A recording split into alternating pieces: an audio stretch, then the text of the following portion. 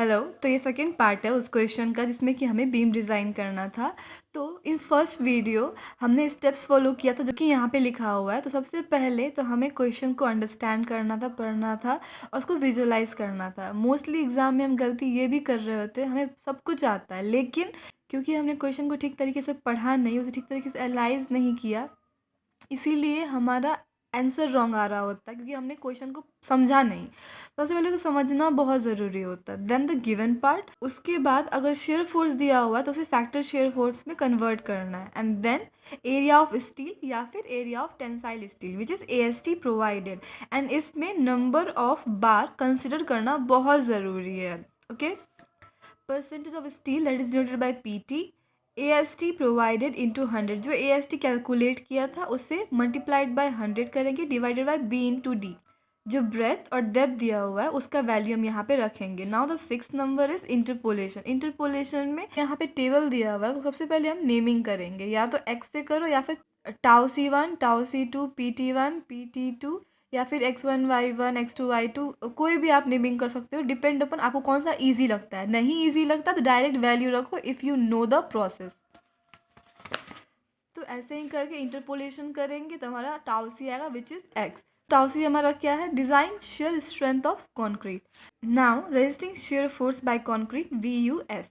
तो resisting shear force bye concrete denote करते हैं VUS से, और उसका फॉर्मूला है factor shear force VU, factor shear force जो कि हमने निकाला था थर्ड स्टेप में।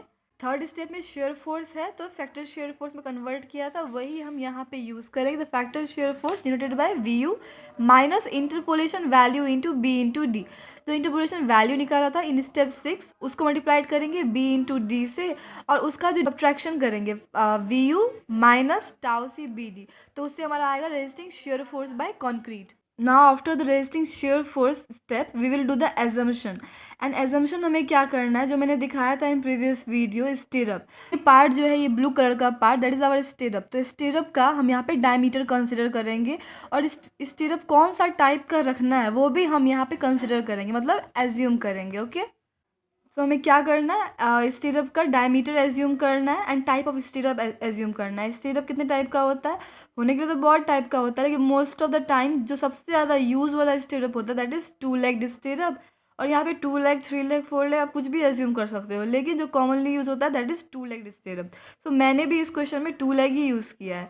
And based upon the assumption ASV calculate करना है। ASV क्या होता है? Total cross sectional area of स्टीरअप legs effective in share.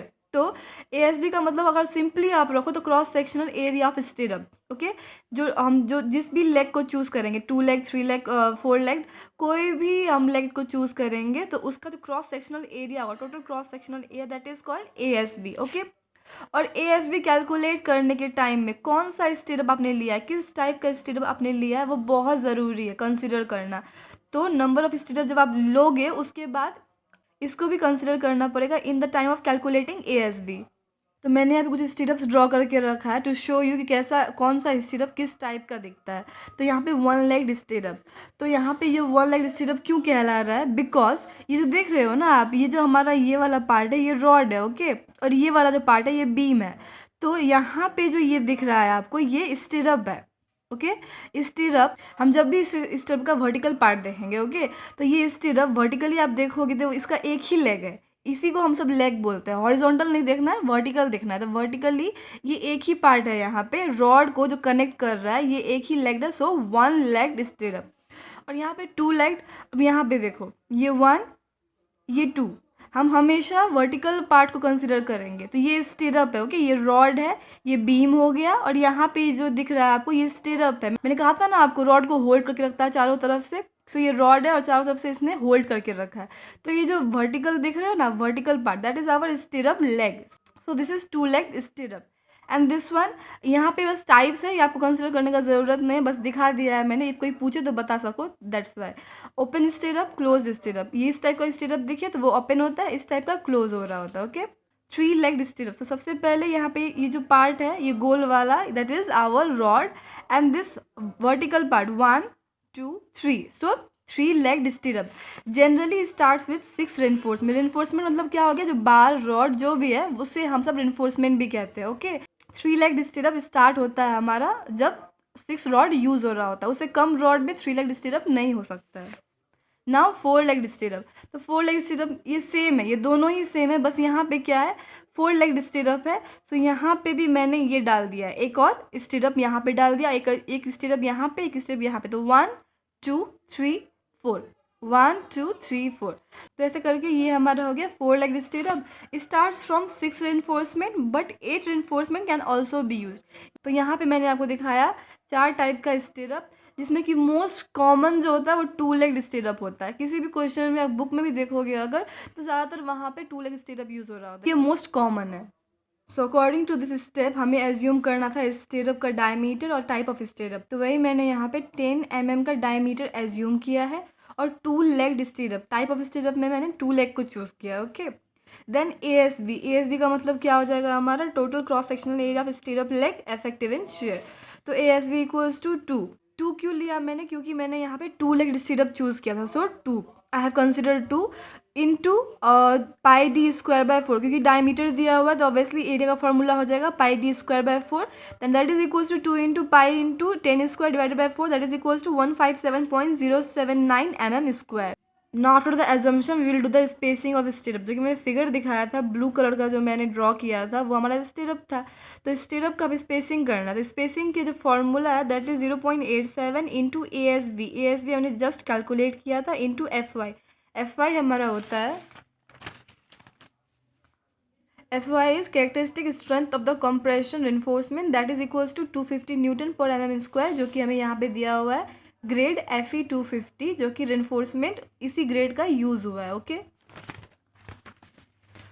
वो हमें यहाँ पे यूज़ करना है, और डी मतलब हो गया हमारा depth equals to 450 mm, and VUS का मतलब हो गया हमारा resisting shear force by concrete, VUS that is equals to 226.69 kilo newton. So मैंने यहाँ पे कैलकुलेट किया spacing of stirrup, SV equals to 0.87 ASV into FY into D divided by VUS, तो इसका जो हमारा वैल्यू आएगा that will be 67.82 mm। Do remember this, जो VUS था रेजिस्टिंग शेयर फोर्स वो हमारा किलो न्यूटन में आया था, आप यहाँ देख सकते हो किलो न्यूटन में है, और हमारा यहाँ पे जितना भी वैल्यूज है दैट इज़ इन न्यूटन और mm। सो यहाँ पे मैंने कन्वर्ट किया है, सो क्या हो जाएगा हमारा इंटू 1000, तो 10 to the power 3, that's why 67.82, तो यहाँ पे भी कंसिडर करना ज़रूरी है कौन न्यूटन, कौन mm, कौन kilo Newton. Okay, so last step में स्टिरअप का स्पेसिंग देना है, वो कि हम चूज़ करेंगे 3 ऑप्शंस में से। सबसे पहला तो ऑप्शन होता है 0.75 डी इज एयर डेप्थ, या फिर 300, और the last option is S V जो हमने जस्ट निकाला था वो। तो इन 3 ऑप्शन में से सबसे ज़्यादा जो मिनिमम होगा उसे हम कंसिडर करेंगे स्पेसिंग के तौर पे of the stirrup. So check for spacing, the spacing of stirrup should be minimum of the following, तो 0.75 डी, 300 एंड एस तो 0.75 डी जब हमने किया तो हमारा वैल्यू आएगा 337.5, 300 mm, SV equals to 67.82 mm। सबसे मिनिमम जो है वो ये वाला है, ये वाला 67.82, that's why I corrected it, and hence provide 2 leg stirrup. तो हमने जब एज्यूम किया था we choose 2 leg stirrup of 10 mm diameter, and हमारा जो उससे आंसर आया SV का स्पेसिंग का that is 67.82 mm of spacing. तो ऐसे ही करके आप अपना बीन डिज़ाइन कर सकते हो। आप कोई सा भी स्टिरअप ले सकते हो, 4 लेग स्टिरअप भी, 3 लेग स्टिरअप भी, 1 भी, 2 भी, मोस्टली 2 यूज़ हो रहा होता है। ये क्वेश्चन बहुत ही लॉन्ग है, so keep repeating the video so that you can understand each and every process and do not make any mistakes in the exam. Thank you for watching, please like, share and subscribe.